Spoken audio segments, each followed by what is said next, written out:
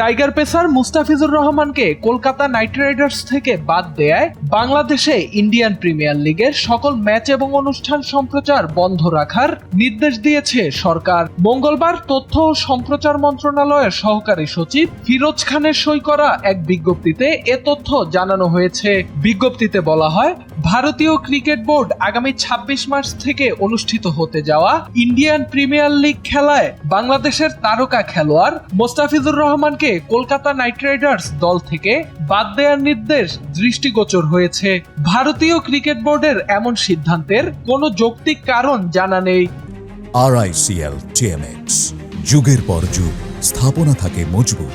এবং এমন সিদ্ধান্ত বাংলাদেশের জনগণকে ব্যথিত, মর্মাহত এবং ক্ষুব্ধ করেছে। এ অবস্থায় পরবর্তী নির্দেশনা না দেয়া পর্যন্ত ইন্ডিয়ান প্রিমিয়ার লিগ IPL এর সকল খেলা এবং অনুষ্ঠান প্রচার বা সম্প্রচার বন্ধ রাখার জন্য টেলিভিশন চ্যানেলের শীর্ষ নির্বাহীদের নির্দেশনা দেয়া হয় চিঠিতে।